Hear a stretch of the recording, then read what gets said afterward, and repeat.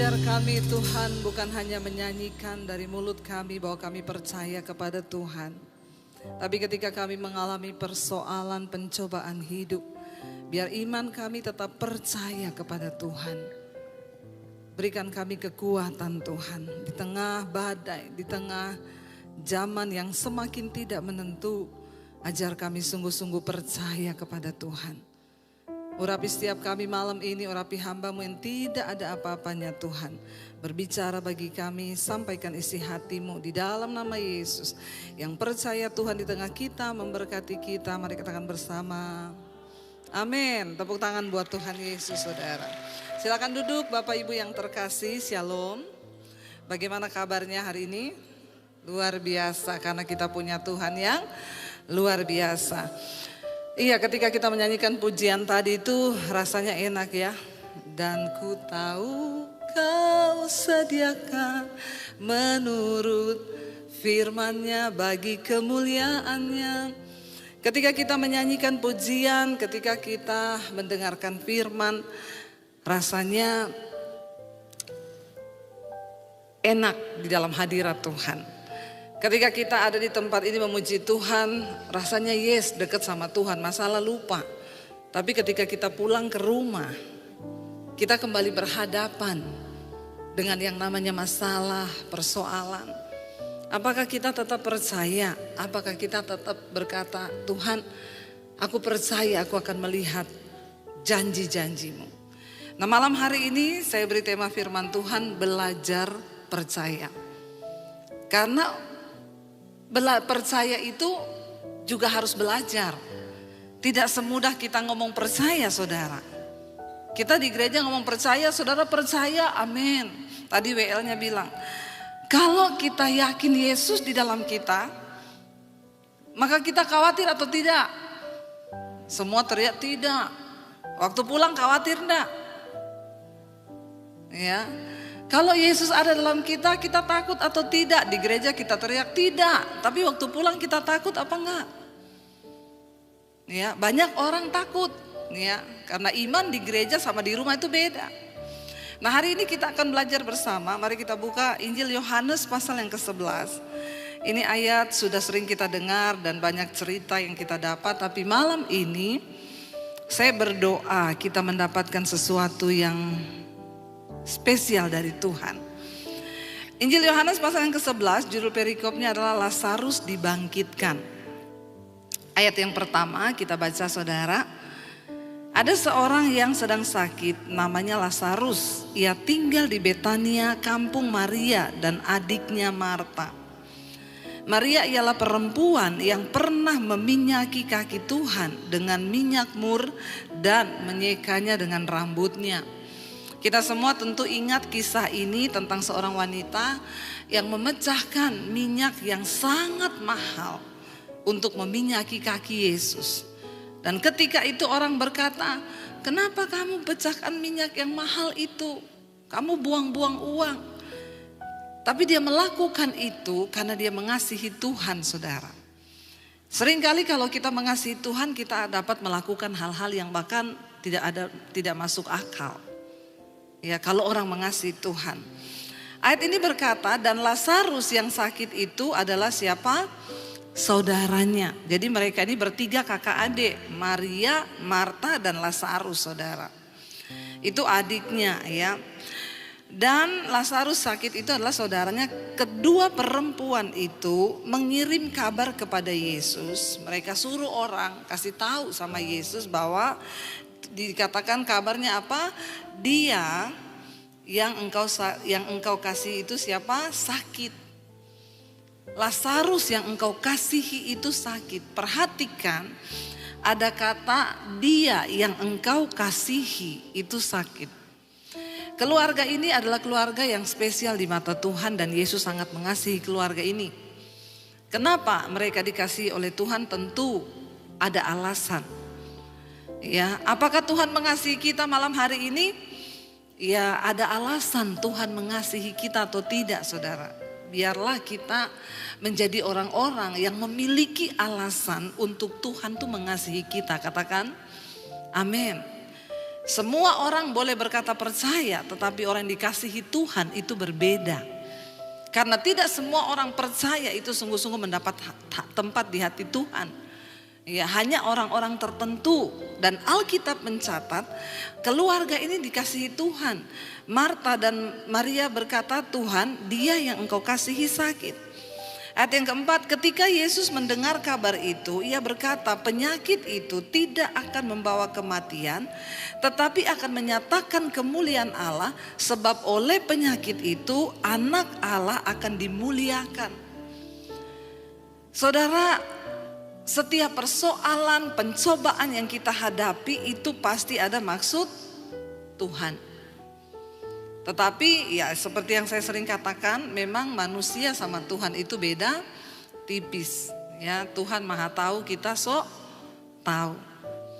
Ya, jadi Yesus berkata penyakit itu tidak akan membawa kematian, tetapi akan menyatakan kemuliaan Allah.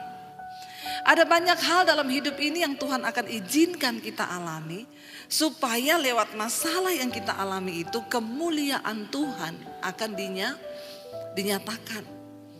Tapi banyak orang Kristen tidak mengerti ini, karena bayangan kita tentang kemuliaan Tuhan itu adalah sesuatu yang enak, sesuatu yang baik. Saya percaya saudara, waktu kemuliaan Tuhan itu akan dinyatakan, ada sesuatu yang tidak enak dulu yang akan kita alami. Ya, hari-hari ini apa yang terjadi di atas bangsa kita, saya percaya dan sangat percaya tangan Tuhan sedang bekerja di atas Indonesia, katakan amin. Setiap hari kita berdoa, apalagi saya tuh di Mesbah Doa, setiap malam berdoa untuk bangsa ini. Berdoa untuk TNI Polri, biar Tuhan murnikan bangsa ini. Semua yang terjadi ini ada di dalam kendali Tuhan. Karena Tuhan sedang membersihkan bangsa ini. Jadi mari kita melihat dengan kacamatanya Tuhan. Kita terus berdoa saudara, supaya Tuhan akan terus pulihkan dari orang-orang yang memegang jabatan kekuasaan di atas bangsa ini. Mereka yang lebih dulu harus dimurnikan. Kita bersyukur dengan apa yang terjadi hari-hari ini. Tuhan sedang berperkara dengan bangsa ini. Ketika Tuhan berperkara dengan kehidupan seseorang, maka ada hal yang tidak enak yang akan kita alami. Tidak selamanya rencana Tuhan itu datang dalam hidup kita dengan hal-hal yang enak, saudara. Ya, Tuhan berkata penyakit itu tidak akan membawa kematian, tetapi akan menyatakan kemuliaan Allah, sebab oleh penyakit itu anak Allah akan dimuliakan. Pernahkah kita terpikir bahwa persoalan yang kita hadapi hari-hari ini yang Tuhan izinkan kita alami, itu akan membawa kemuliaan Tuhan di dalam hidup kita, dalam keluarga kita. Saya pernah bersaksi di Mesbah Doa, saudara. Ada satu jemaat Mesbah Doa di Sulawesi. Mereka itu 11 tahun tidak punya keturunan. Semua keluarganya itu tidak seiman, saudara. Orang-orang yang di sekeliling mereka itu bukan orang Kristen, keluarganya juga bukan keluarga Kristen, tapi mereka nikah punya anak. Mereka berdua tuh berdoa, 1 tahun pertama ditunggu gak hamil, 2 tahun berdoa tidak hamil, 3 tahun mereka berdoa tidak hamil, tahun yang keempat berdoa tidak hamil juga, tahun yang kelima mungkin orang akan berkata nyerahlah. Tapi mereka tetap berdoa. Tahun yang ke-6 gak hamil juga. Tahun yang ke-7 disertai doa puasa. Dia bilang, Tuhan, aku berdoa meminta Tuhan, supaya namamu dimuliakan lewat hidup kami.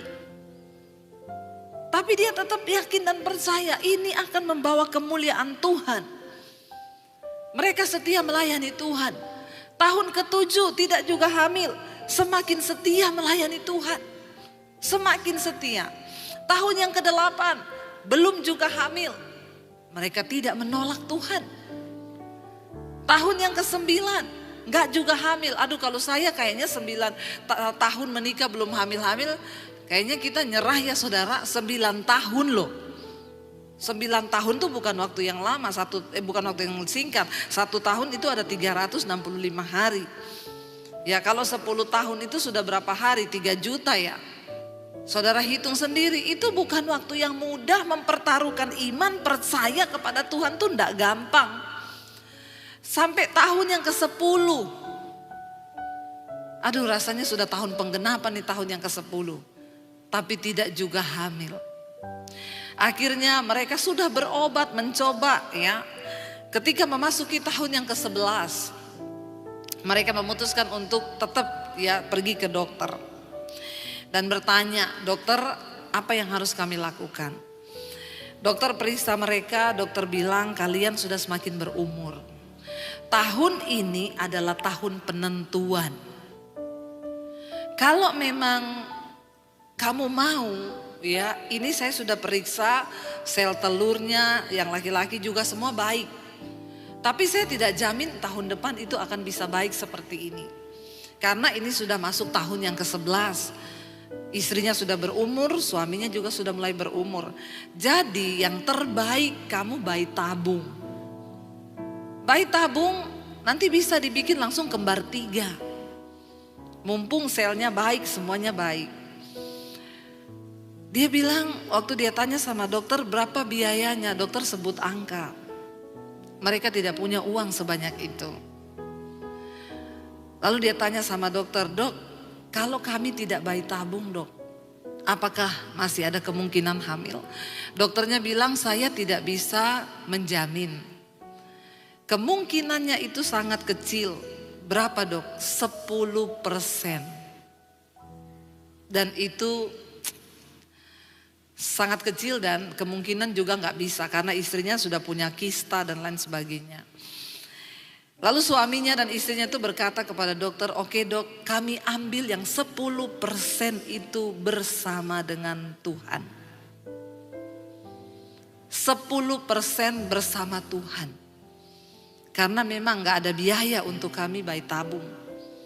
Lalu mereka pulang, saudara, rasanya lemes. Tetapi mereka tetap berdoa. Sampai suaminya itu cerita ke saya, Bu, saya berdoa. Ya, mereka juga pendengar setia Mesbah doa. Tiap malam tuh kalau ibu berdoa dalam nama Yesus yang belum hamil, tumpangkan tangan di kandunganmu, perkatakan keturunan ilahi Tuhan berikan. Dia bilang itu istri saya selalu tumpang tangan, Bu. Kami percaya Tuhan 10% dengan iman bersama Tuhan. Tidak ada perkara yang mustahil. Mereka berdoa, saudara, berdoa dan mereka cuma bilang, Tuhan, kami mau lewat masalah ini nama Tuhan dipermuliakan. Karena saudara-saudara saya ini bukan Kristen. Mereka bilang, masa kamu doa gak dijawab sama Tuhanmu? Kalau Tuhanmu sakti minta dong. Mereka belajar percaya. Dan 11 tahun untuk belajar percaya itu gak gampang. Tapi dia bilang, Tuhan perhitungkan. Aku melayanimu Tuhan dan tidak pernah mundur. Sekalipun sudah hampir 11 tahun kami menjalani ini. Dan akhirnya saudara, temannya juga satu orang gereja ngomong. Dia sudah bayi tabung langsung dibikin kembar 3. Dia bilang gak usah tunggu lama. Uang itu kamu bisa cari. Tapi ini kesempatan, dokter bilang mumpung baik. Karena tahun depan belum tentu sel telurnya baik. Cariinlah uang ratusan juta. Yang penting langsung bikin kayak saya kembar 3, dia bilang. Mereka cuma bilang kalau Tuhan sang pemberi kehidupan mau memberi kehidupan, maka tidak ada perkara yang mustahil. Mereka imani, saudara. Tiba-tiba ada satu orang teman yang lama tidak pernah ketemu, telepon.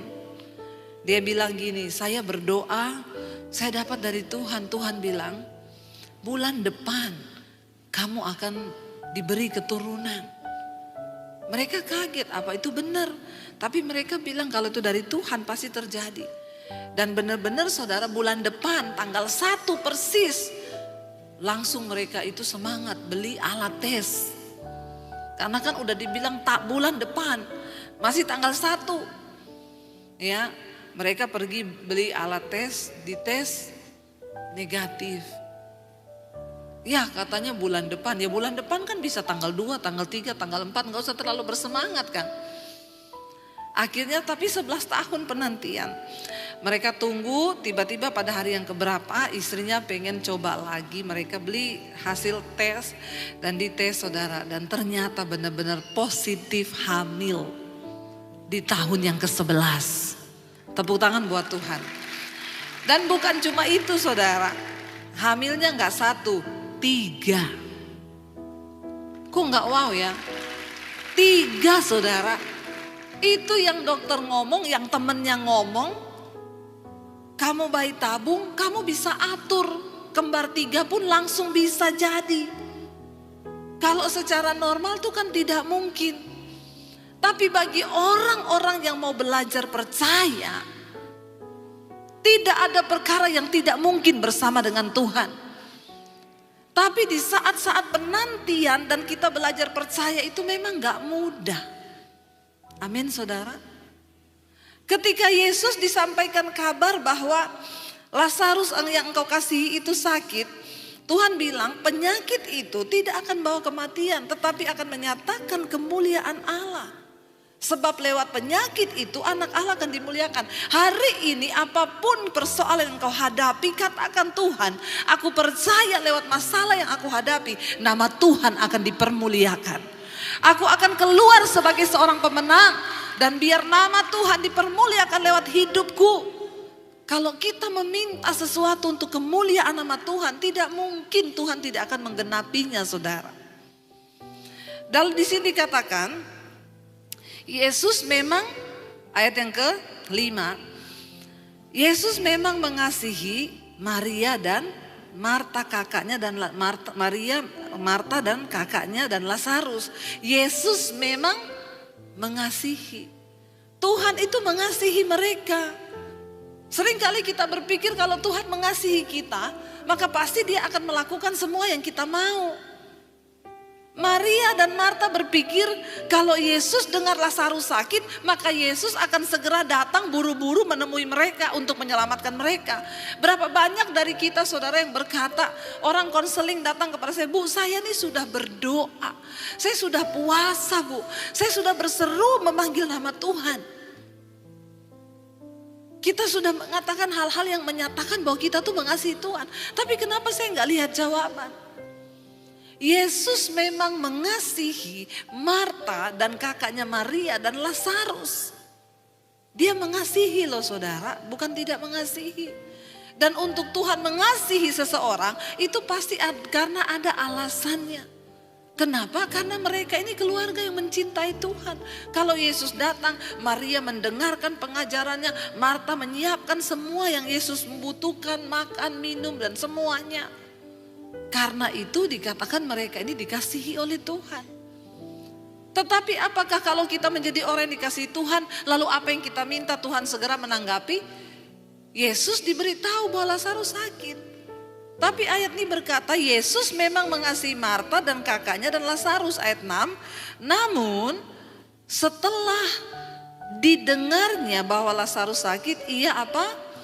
Ia sengaja tinggal 2 hari lagi di tempat di mana ia berada. Seringkali Tuhan itu sengaja. Mungkin hari ini engkau sedang berkata doa saya belum dijawab Bu. Kenapa saya nggak melihat jawaban? Mungkin Tuhan lagi sengaja. Ya, Tuhan lagi sengaja. Untuk apa Yesus sengaja tinggal 2 hari lagi? Kenapa dia sengaja tinggal 2 hari lagi?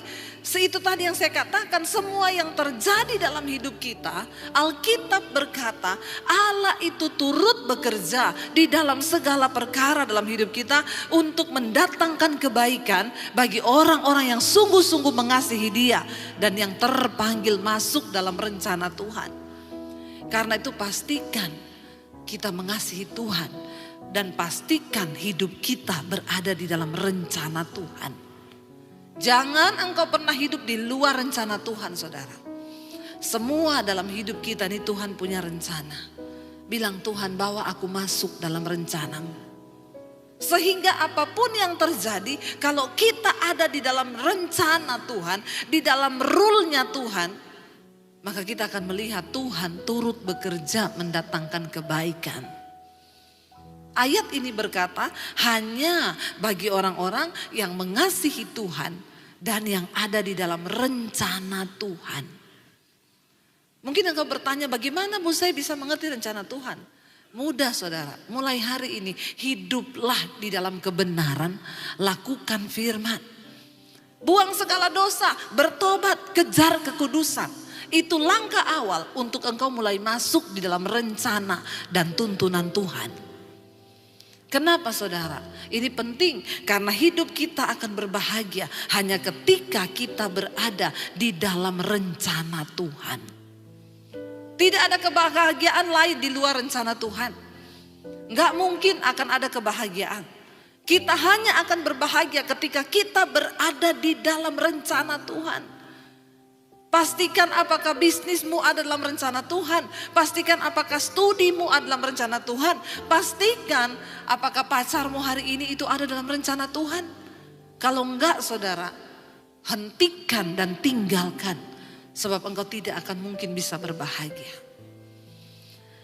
Yesus sengaja tinggal 2 hari lebih lama ketika dia mendengar bahwa Lazarus sakit.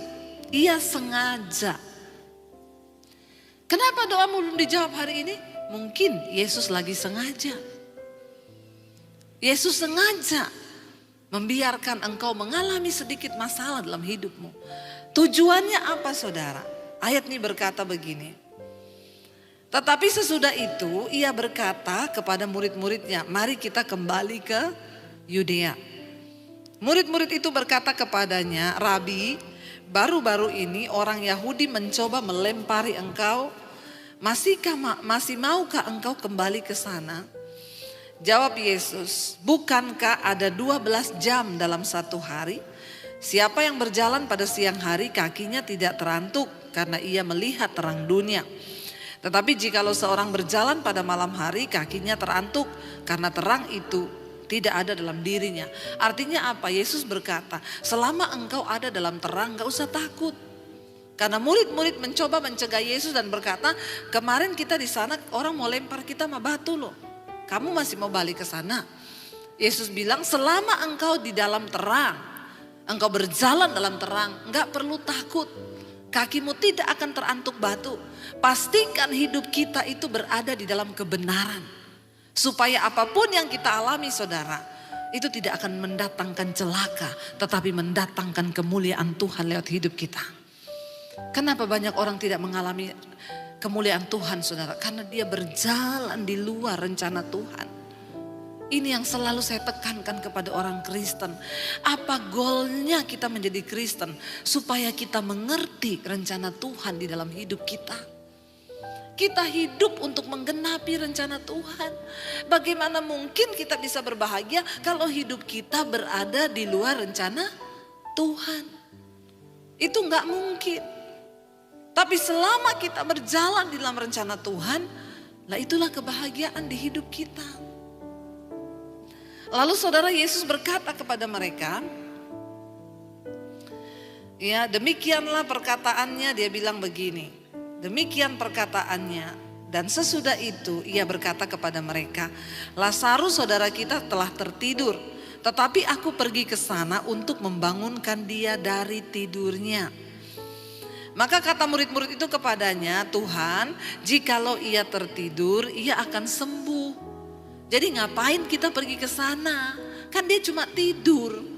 Maka dia pasti akan sembuh. Dan ayat ini berkata, tetapi maksud Yesus ialah tertidur dalam arti mati. Jadi di hadapan Tuhan mati itu hanya tertidur. Gak usah takut dengan kematian, amin. Siapa yang sudah siap mati? Mati itu cuma tidur. Saya mau berdoa supaya kita sebagai orang Kristen tidak ada lagi yang takut mati. Karena firman Tuhan berkata, mati itu adalah sebuah keuntungan di dalam Yesus. Ini serius saudara. Yesus bilang, dia berkata maksud Yesus ialah tertidur dalam arti mati.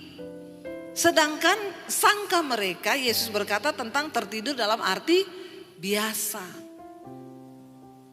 Lalu saudara dikatakan karena itu Yesus berkata dengan terus terang, Lazarus sudah mati. Yesus ngomong akhirnya dengan terus terang, Lazarus itu sudah mati. Tetapi ini yang nyeleneh saudara, kalau saya bilang ya Yesus itu agak aneh ya mungkin di mata murid-muridnya. Habis dia bilang Lazarus sudah mati, tetapi dia bilang apa di sana? Tetapi syukurlah aku tidak hadir pada waktu itu. Saya bisa membayangkan kalau ada seorang jemaat, keluarganya sakit, lalu dia telepon pendeta. Nggak ketemu sama pendeta itu, di telepon nggak diangkat-angkat, di WA nggak dibalas, nggak ketemu. Singkat cerita, keluarganya itu mati. Lalu pendetanya ngomong gini, sudah mati ya keluarganya, untung saya nggak ada di situ hari itu. Kira-kira saudara, kalau orang mendengar seperti itu, marah nggak? Ya pasti. Ini apa sih, saya aja saudara yang WA itu saya nggak bales kan. Yang masuk WA itu puluhan ribu di HP saya. Itu saya nggak bisa balas satu persatu. Itu aja yang maki-maki saya banyak kok. Ternyata masih banyak orang Kristen yang belum bertobat, masih aneh. Ya, maki-maki saya. Pendeta macam apa kau itu? WA tidak dibalas. Orang mau konseling tidak ditanggapi. Saya selalu bilang, saya ini sangat terbatas. Kenapa saya selalu berkata cari Tuhan secara pribadi, jangan andalkan manusia. Ini Marta nggak datang sama manusia, datang sama Yesus loh. Ketika mereka menyampaikan masalah mereka bahwa Lazarus saudara mereka sakit, Yesus nggak segera datang dan menolong, tapi dia sengaja tinggal 2 hari, malah saudaranya mati. Udah mati dia bilang lagi, untung saya nggak ada di situ waktu itu. Mungkin murid-murid berpendapat nih Tuhan macam apa ya? Kok omongannya begini? Kok kayaknya dia senang Lazarus mati, bahkan ngomong untung, syukurlah. Kalau kita telah baik-baik kata-kata ini, tapi syukurlah aku tidak hadir pada waktu itu. Kita bayangkan Marta dan Maria itu khawatirnya, cemasnya, waktu lihat keadaan saudaranya sudah sekarat. Mereka pasti dalam hatinya ini, Tuhan gimana sih? Kami yang sudah mengasihi dia, aku yang sudah meminyaki kakinya dan menyekatnya dengan rambutku. Kami yang menaruh harapan kepadanya. Di depan mata kami melihat dia bikin mujizat. Orang disakit disembuhkan, yang lumpuh berjalan, yang buta melihat. Tetapi kenapa saat kami membutuhkan Tuhan dia gak ada? Saudara, berapa banyak kita sebagai orang Kristen pun berkata begitu. Tuhan kenapa engkau gak tolong aku? Kenapa engkau gak jawab masalahku? Ini keluarga yang mengasihi Tuhan, dan bukan hanya mereka yang mengasihi Tuhan. Alkitab berkata Tuhan mengasihi mereka. Rasanya saya percaya saat itu hati Maria dan Marta tuh hancur saudara. Seiring dengan matinya saudara mereka, pasti ada rasa kecewa. Kenapa Yesus gak datang? Dia adalah orang yang kami kasihi. Dan dia juga katanya mengasihi kami, tapi kenapa dia nggak datang? Mereka sudah menaruh harapan yang besar kepada Yesus pada waktu itu. Saudara, kenapa saya bilang jangan cari pendeta? Alkitab bilang manusia pasti mengecewakan. Jangankan manusia, banyak orang Kristen aja sama Tuhan bisa kecewa. Kemarin saya dengar satu teman cerita, Bu, saya punya teman dulu Kristen, sekarang pindah ke agama lain. Kenapa? Kecewa sama Tuhan. Jangankan sama orang, sama Tuhan pun banyak yang kecewa. Hari-hari ini banyak orang gak mau lagi dengar firman. Kenapa? Kecewa sama Tuhan. Karena mengalami betapa pahitnya hidup dan mereka merasa Tuhan tidak ada di sana ketika mereka membutuhkan Tuhan. Saudara, ini sesuatu yang sangat membuat Maria dan Marta tuh terpukul. Kami sangat mengharapkan Tuhan, tapi kenapa dia gak datang di saat kami butuh? Mungkin hari ini engkau juga sedang berkata begitu. Aku sangat mengharapkan Tuhan, tapi di saat aku butuh, rasanya pertolongan itu gak ada. Tuhan itu gak datang. Saudara, mari kita melihat peristiwa ini malam hari ini dan menarik sebuah pelajaran. Yesus bilang Lazarus sudah mati. Tapi syukur aku tidak ada pada waktu itu. Apa maksud Tuhan? Saya percaya murid yang mendengar pasti akan berkata, ini gimana ya? Kok dia malah ngomong kayak begitu? Sebab demikian lebih baik bagimu supaya kamu dapat belajar percaya. Ternyata untuk bisa percaya kepada Tuhan, kita tuh harus belajar. Dan apa yang dapat membuat kita bisa belajar percaya? Masalah, pergumulan, tantangan hidup. Orang yang punya iman yang kuat kepada Tuhan pasti sudah pernah menghadapi badai yang begitu besar. Makanya imannya bisa kuat dan tidak tergoyah. Hanya orang-orang yang sudah belajar percayalah yang dapat melihat mujizat terjadi dalam hidupnya. Hanya orang-orang yang sudah belajar percaya, saudara, Yesus bilang, supaya engkau belajar, supaya kamu dapat belajar percaya. Lalu Yesus bilang apa? Marilah kita pergi sekarang kepadanya. Perhatikan, Thomas menangkap perkataan Yesus yang gak enak didengar. Itu Thomas bilang apa? Thomas yang disebut Didimus berkata kepada teman-temannya, yaitu murid-murid yang lain. Yesus dia bilang apa, saudara? Ayat yang ke-16. Ayat yang ke-16 Thomas bilang begini, marilah kita pergi juga untuk mati bersama-sama dengan dia. Kenapa ada perkataan ini keluar dari mulut Thomas? Karena dia dengar Yesus ngomong, Lazarus sudah mati tapi untung aku gak ada. Itu menjadi sandungan, makanya Thomas bilang, yuk kita pergi biar kita juga mati sama-sama di sana. Dalam hatinya Thomas, kenapa dia gak peduli Lazarus mati? Malah dia bilang, untung aku gak di sana, syukurlah saya gak ada di sana waktu itu. Thomas mengejek. Dan dia berkata, ayo kita pergi sama-sama dia biar kita juga mati sama-sama di sana. Ini adalah sebuah perkataan yang manusiawi yang keluar dari hati yang kayaknya melihat keadaan itu kok kayak begini ya. Tapi itu yang Yesus maksud, kita harus belajar percaya. Kita harus belajar percaya. Belajar percaya itu seperti apa? Saya ingat dulu saudara, suami saya, kita dulu buka penerbit dan percetakan. Itu kalau sudah mau waktunya bayar kertas, kita harus bayar tepat waktu supaya kita bisa dapat kertas lagi untuk kita mulai cetak buku lagi. Tapi ya itu selalu setiap kali ditagih distributor ini nggak pernah bayar tepat waktu. Ya, lalu akhirnya saya tuh berdoa, Tuhan, saya pengen ya ada mujizat. Suami saya itu bilang, kita ini besok sudah jatuh tempo loh. Sudah diingetin sebenarnya sudah lewat jatuh tempo. Kita kalau gak bayar kertas besok, kita gak bisa nyetak. Maka terlambatlah semua ini pekerjaan. Saya cuma bilang sama suami saya, percaya aja ya. Besok pagi bangun, kita cek mobile banking, gak ada masuk, transferan gak ada masuk. Suami saya pergi doa pagi di gereja pelayanan, dia pulang gereja, dia masuk rumah, dia nyanyi saudara. Hatiku percaya.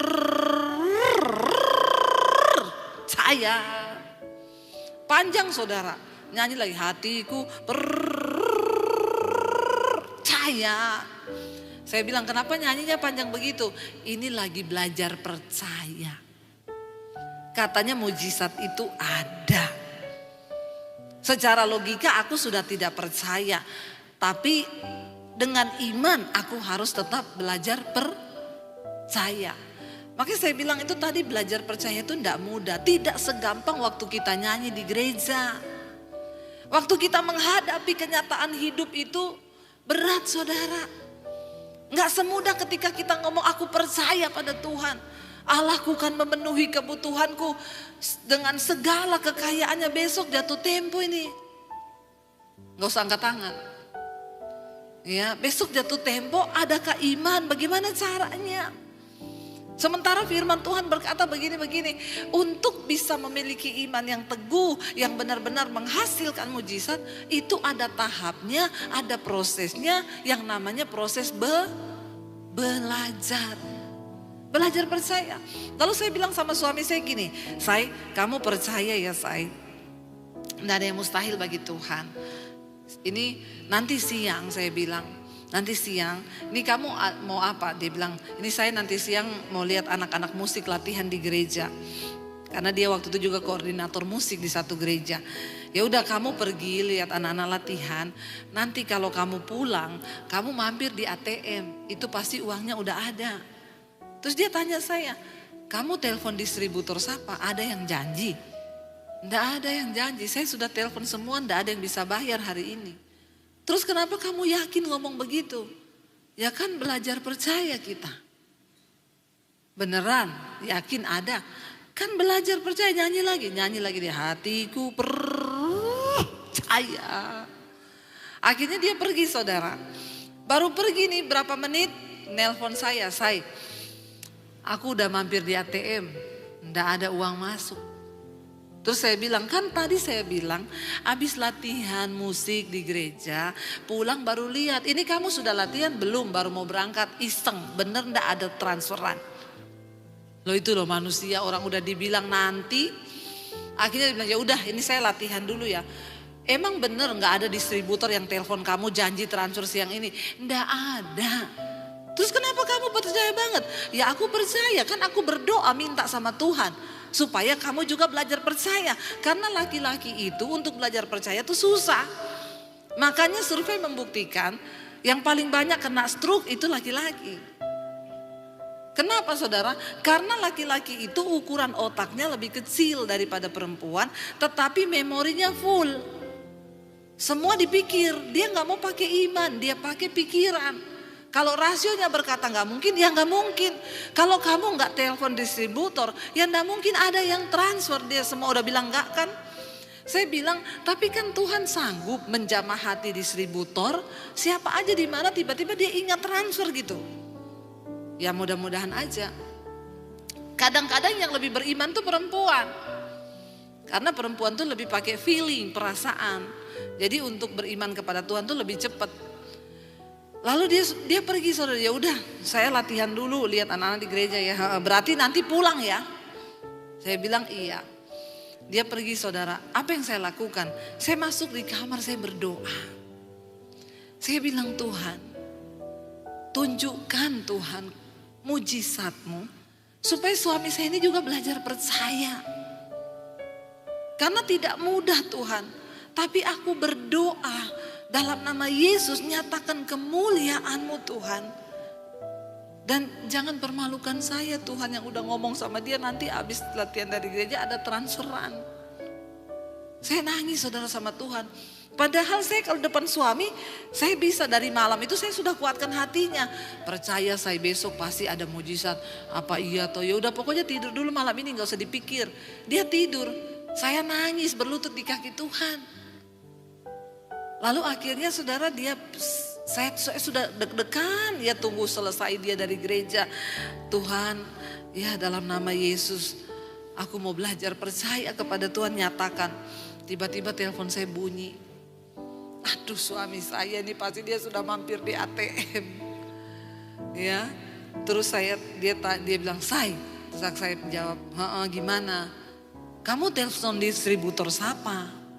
Saya enggak telepon. Kemarin itu semua distributor sudah ngomong mereka enggak ada yang bisa transfer. Karena masih ketahan juga uangnya. Beneran? Kamu di mana sekarang saya tanya? Di ATM. Terus gimana? Ada duitnya. Loh saudara. Ya. Aduh saya itu Tuhan. Saya nangis saudara. Saya nangis. Yang namanya belajar percaya itu tidak mudah. Di saat kita ini mengalami hal-hal. Tapi disitulah iman dipertaruhkan. Apakah kita lari pinjam orang. Atau ke penggadean menyelesaikan masalah tanpa masalah. Padahal nambah masalah. Atau kita mau beriman percaya pada Tuhan. Yesus berkata, sampai Lazarus mati loh. Aku melakukan itu, kenapa aku tinggal lebih lama 2 hari? Kenapa aku biarkan sampai Lazarus mati? Supaya kamu belajar percaya. Dan kita harus percaya bahwa rencana Tuhan dalam hidup kita itu tidak ada yang gagal. Tapi Tuhan tuh melihat iman kita. Waktu kita ngomong percaya itu tidak semudah ketika kita mengalaminya dalam hidup kita. Tapi tetapkan hati kita saudara untuk tetap percaya. Tuhan mau sesulit apapun aku percaya firman-Mu itu gak pernah gagal. Bahkan sekalipun mungkin kami belum melihat. Tapi kami mau tetap percaya. Saya minta suami saya untuk main piano. Saudara, mari kita sungguh-sungguh beriman kepada Tuhan. Yesus bilang, untung aku gak ada di sana pada waktu itu. Supaya ini lebih baik bagi kamu, supaya kamu dapat belajar percaya. Tuhan itu gak mau kita cuma ngomong kita percaya. Tapi Tuhan mau kita mempercayakan diri kepada Dia. Karena orang yang hanya percaya itu berbeda dengan mempercayakan dirimu kepada Tuhan. Ketika kita berkata kita mempercayakan diri kita kepada Tuhan, itu artinya kita percaya bahwa Tuhan sanggup melakukan segala perkara dalam hidup kita. Saudara, percayalah, tidak ada yang terlalu sulit bagi Tuhan. Tidak ada yang terlalu sukar. Bahkan ketika Yesus sampai di tempat itu, semua berkata, sudah terlambat. Dia sudah dikuburkan. Maria dan Marta bilang, kenapa engkau baru datang? Betapa teganya engkau Tuhan. Ketika semua sudah terlambat, Lazarus sudah mati. Bahkan dia sudah dikubur 4 hari dan sudah berbau busuk. Kenapa engkau baru datang? Saudara, seringkali dalam hidup ini kita pun merasa Tuhan terlambat. Tapi dengar baik, hari ini saya mau bilang, tidak ada yang terlambat bagi Tuhan. Mungkin hari ini engkau berkata, Tuhan, bisnisku sudah mati. Keuanganku sudah mati. Rumah tanggaku sudah mati Tuhan. Tidak ada lagi harapan. Bahkan Maria dan Marta berkata, dia sudah berbau busuk. Tapi Tuhan bilang, rencanaku tidak akan pernah gagal. Waktu kita mau belajar percaya, maka rencana Tuhan atas hidup kita tidak pernah gagal. Percayalah saudara, Dia Tuhan yang sanggup melakukan jauh lebih besar dari apa yang kita doakan dan harapkan. Kita punya Tuhan yang hidup. Dia Tuhan yang menciptakan semesta. Dia yang mengatur segala yang ada di dunia ini. Apakah Dia tidak sanggup memulihkan hidupmu? Apa Dia nggak sanggup untuk menjawab setiap doa dan keluhanmu? Tapi seringkali Tuhan sengaja membiarkan kita ada dalam persoalan. Supaya apa? Supaya engkau belajar percaya. Biar hari ini kita mau bilang, Tuhan, kami mau belajar percaya. Bahkan walaupun kami belum melihat semua rencana-Mu Tuhan, tapi kami mau belajar tetap percaya kepada Tuhan. Mari kita bangkit berdiri bersama saudara. Katakan pujian ini bersama.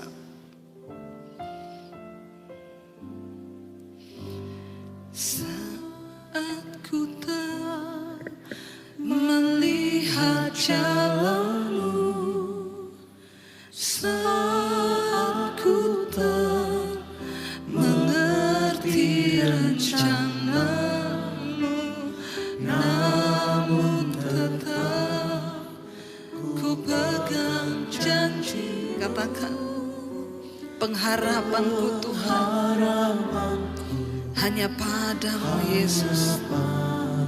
Sekali lagi, saat kami tidak melihat jalan-Mu di hidup kami Tuhan, bahkan saat kami tidak mengerti rencana Tuhan, yes, namun kami mau tetap pegang janji-Mu Tuhan. Amin. Pengharapanku Tuhan hanya padamu Yesus. Mari angkat tangan kita di hadapan Tuhan. Mau bilang kepada Tuhan, yes, kami mau belajar percaya Tuhan. hati kami percaya,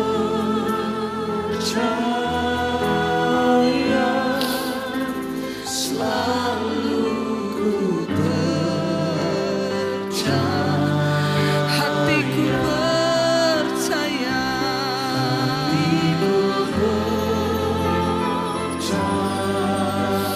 kami mau belajar percaya pada rencana-Mu Tuhan. Hati kami percaya,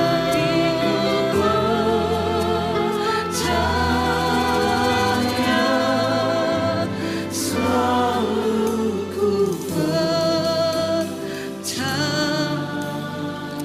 Biar musik saja, mari tundukkan kepalamu di hadirat Tuhan. Mungkin engkau pernah menganggap bahwa Tuhan terlambat menolong.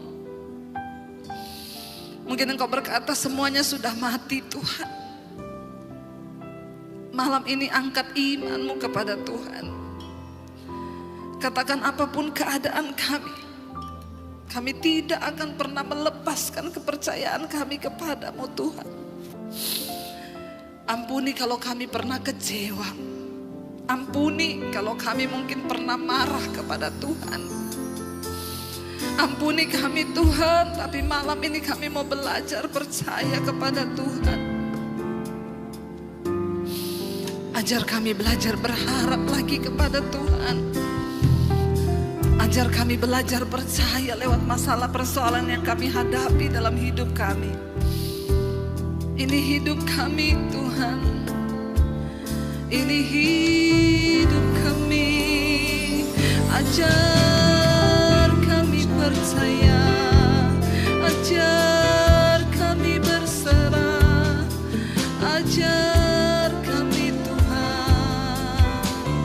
Oh, ajar kami berharap. Ajar kami percaya. Ajar kami percaya. Ajar kami percaya. Ajar kami percaya. Ajar kami percaya. Ajar kami percaya Tuhan. Oh, ajar kami percaya. Kau sanggup melakukan segala perkara. Oh, walau ku tak dapat melihat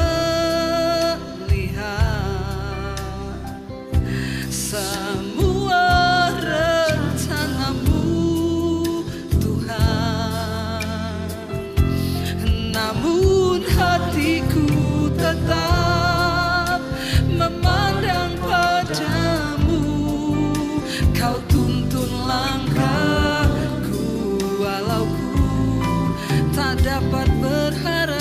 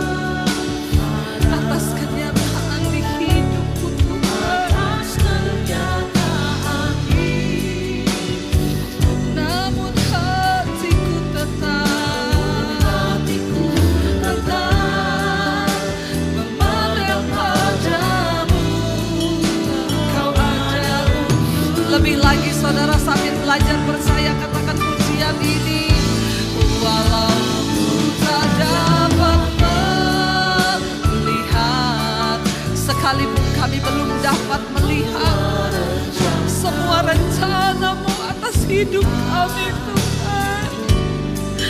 Kami mau menetapkan hati untuk tetap memandang kepada Tuhan Yesus.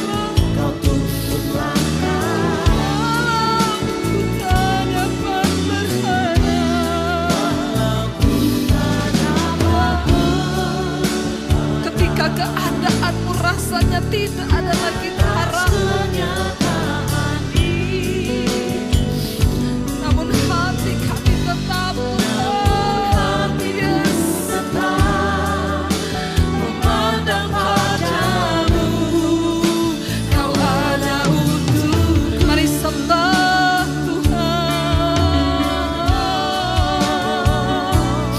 Kami mau tetap menyembah-Mu, kami mau tetap menyembah-Mu, kami mau tetap meninggikan nama-Mu.